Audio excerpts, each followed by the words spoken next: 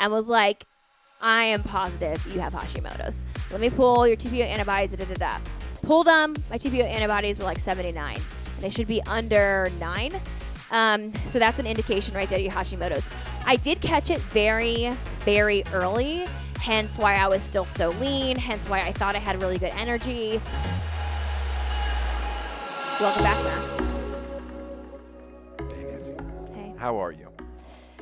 I'm not like super great. I got my blood work back from Dr. Jim. Cortisol is like off the charts. High or low? High. High means It's that 20. what? It's 20. Morning cortisol is a 20. What does high mean? High means that you have too much cortisol in your system in the morning, but your adrenals haven't failed yet. Oh.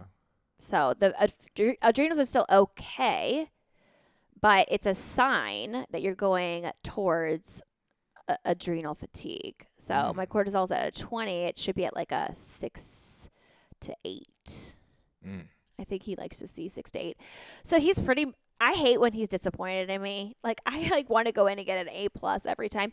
Overall, all my other numbers improved though. Like my thyroid numbers improved, which is amazing. I have Hashimoto's if you don't know, and I manage it naturally without any prescription meds. I use supplementation and lifestyle interventions like no dairy. But when did you first? I'm trying to think of how long you've been on this journey. When did you realize you had Hashimoto's? When Kenzie was born. So 7 years ago. Mm-hmm. And you were healthy as a clam. I mean, well, for the most part. What made you do this? So originally I went to see Dr. Jim. This is what I always do. I think I'm a bit of like a kinesthetic learner. So I really learn by like doing things. And I have done this with physical therapy. I've done it with kinesiology. I've always learned through mentors. Nutrition, like I have a degree, obviously, in kinesiology, a master's degree in kinesiology, where I studied a lot of nutrition as well. But I really learned the most about nutrition through my own nutrition mentors and actively doing his programs to prep for fitness shows, which I used to compete in. And then same thing with like physical therapy, like C-section recovery. I went down and for a year and a half, I worked with like experts that specialize in C-section recovery and went through everything with them, soaked up their knowledge, wrote a program with them, did the research, whatever. That's just how I am the best learner. I don't learn that well by like just taking a course on something. I actually have to like get out and like do it with the person, which is why I spend so much money and time on experts. And that's what I did with Dr. Jim. So when I started piquing interest in functional medicine, I was reading a lot about it, but I needed to like learn it in my way. And I knew that was by working with one of the best. So I found one of the best. His name's Jim Lavelle. And I set up just for fun to network with him. I set up an appointment as a patient because that was the only way I could get in front of him, because he like wouldn't take a meeting with me because like I'm not really in functional medicine. I'm like a trainer nutritionist. So I set up as a patient. So he pulled on my labs and I thought like I was going to go in and he'd be like, dude, you're freaking crushing it. Maybe you're a little low on magnesium or vitamin D or something, but like overall, like A+. That is not what happened. You have to understand that I went in probably like 10% body fat, which is about where I am now, but like 6-pack. I mean, ton of muscle on me. Like I was like more muscular then than now, like just jacked, like big old shoulders and just like strong as fuck, fast, like extremely good, like conditioning.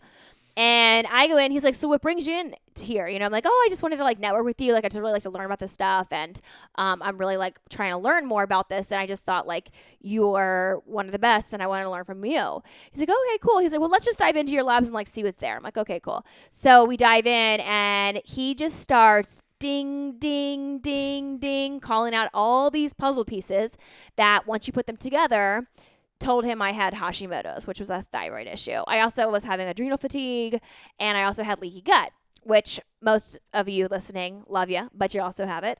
And it's just part of like our lifestyle, stress, processed foods, not sleeping enough, all these things. So he didn't pull my TPO antibodies, but he pulled the rest of my thyroid numbers, which still looked pretty good. But he could tell by looking at the rest of my blood work that I had Hashimoto's. And he asked me a couple questions, looked at my eyes, looked at my fingernails, and was like, I am positive you have Hashimoto's. Let me pull your TPO antibodies. Pulled them. My TPO antibodies were like 79, and they should be under 9. So that's an indication right there, you Hashimoto's. I did catch it very, very early, hence why I was still so lean, hence why I thought I had really good energy. I thought I had really good energy, but he put me on this whole, like, we got to redo your gut. We got to clean it out. We got to repopulate it. We have to replenish. I was like low on a bunch of stuff, like magnesium. I was super low on.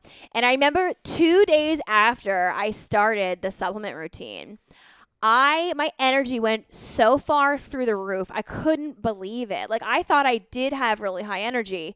And then I got on these supplements of these minerals and vitamins that I was deficient in and started replenishing, and I felt like an immediate difference. I was like, oh shit. And then I just kept working with them. Like, and every 6 months we pull labs, and I've just been improving ever since. And I've had obviously setbacks. I've had pregnancies, post-pregnancies, surgeries, post-surgeries. I have had hiccups with like stress or whatever, where we have to kind of go back and like do some work. But business, marriage. Yeah, I mean, it's like it's a lifelong, commitment. It's not like, oh, you go see a functional medicine doctor like one time, they're like, oh, you're good, and then you're like good for 10 years. I mean, I pull my labs every 6 months, and I learn something every single time. It's been amazing. I love working with functional medicine doctors. I learn so much every time I do. I'm actually one of his practitioners now under his own like portal, so I get to learn from like all the stuff that he puts out, the research he teaches all over the world, blah blah blah. So, yeah, I mean, my thyroid numbers look better than they've ever looked, except for my TPO antibodies are still at 36, which is about where they've been for like 3 years. So I still got to work on that. But really, it's come down to for us is like managing stress and managing like emotions. Basically, it's like emotional, I guess like trauma, you could say, but that's not the right word. It's like emotional, too much it's emotions. I forget like how he basically put it, but he was like, you're stimulating your nervous system because of like these emotions, where you have to like let this shit go, and like deal with it, because we're dealing with everything else that I can help you do with that one piece that you need to do, which is basically manage your stress and manage your emotions and stuff to like be healthy in that way, is like the missing link, which is so interesting to me and very difficult to do. So it's been amazing and informative, and Max sees functional medicine too. Yeah. But yeah, all my numbers are actually really good, but my cortisol numbers look terrible. So I need to better manage my stress. So like what I told Max is like, I work a lot. Like I probably work 10 hours a day most days. And then like I'll work before bedtime too. So one thing I'm going to do is like scale back my work day to just like 7 or 8 hours. Which to me sort of feels like I'm working part-time, but like I know that that's what like a normal work week is like, but like I just have never worked a normal work week.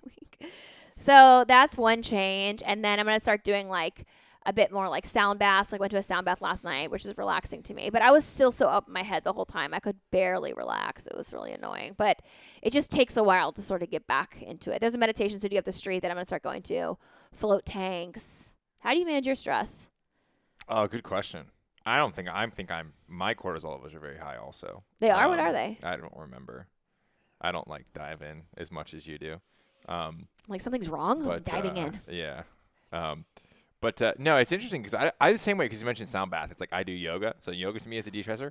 But when I'm in yoga, it's hot yoga, I like do my best thinking. Like, because I always tell you this. You're like, yeah, you're supposed to like turn your brain off. And I'm like, no. That's running for me. My brain is dialed when I'm doing this. Yeah. Like that's why I come out. I'll bring my notebook in there and be like, I gotta jot this shit down. Like every time I come out of there, very grateful and very thought provoking. But a video game, I don't know.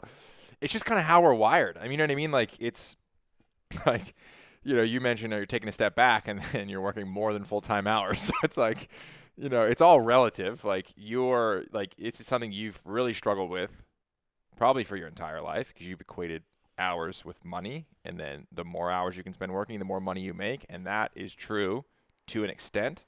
And you reached that point in your life not in the last 12 months, honestly probably 4 years ago. You reached the point where it didn't make sense for you to continue to work more, and yet you've continued to work more, and that's brought a lot of friction. I mean, that's been a really big stress over the last 2 years, I'd say, between us and a working environment that is, we kind of made it through that storm. I feel like we're in a good spot there.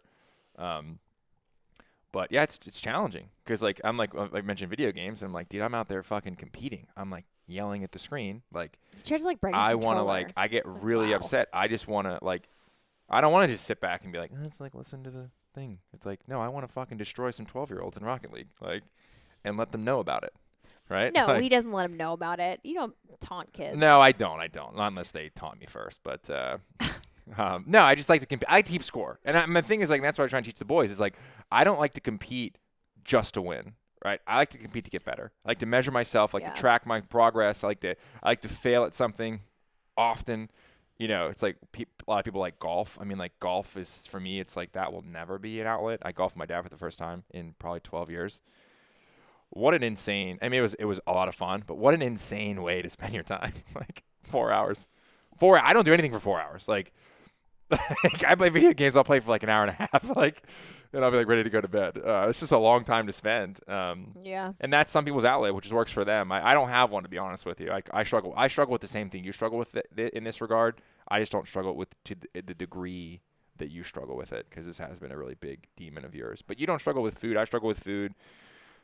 You don't struggle with exercise. I struggle a little bit with exercise, a lot of it with food, and probably like average with like the mental and emotional side. Yeah, I mean, we all have our things, you know. And I get a lot of messages like, how do you stay motivated? Like, how do you stay like so disciplined with your diet and stuff? And it's like, I'm human too. I don't struggle with those things. I really enjoy working out. That is an outlet for me, like a stress reliever. I get to escape. I get to just turn my brain off and just focus on movement. Again, I think it relates to like the kind of like learner I am. Like I'm also ADHD, so like I have to move my body.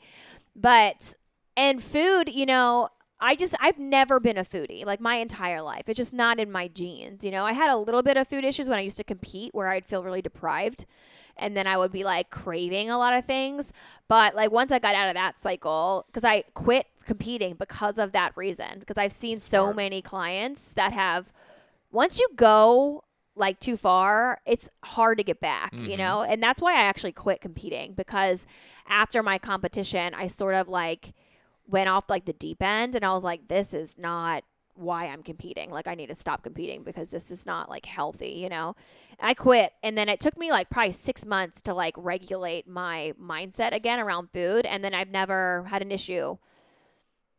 I've never had an issue with food, but guys, I mean, I do have issues with other things like stress. Fuck. Oh my God. Like, and I feel like stress is worse than anything else, you know? I mean, yeah, if you're eating like really shitty, yeah, that's bad. But I think it's hard to compare them because they're all related, right? Because most people, if they're really stressed, they're going to take it out on the fridge.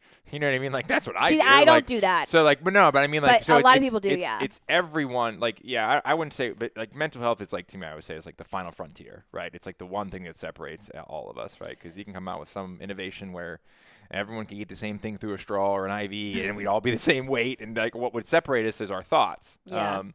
And, you know, so, yeah, I think it's to me, I think everything you see, whether it's violence, whether it's obesity, it's all stems from mental health. So in a lot of ways, it's like the bottom level of the pyramid of who we are as humans. And everyone struggles with their own, like everyone has struggles. Yeah. I think what it is.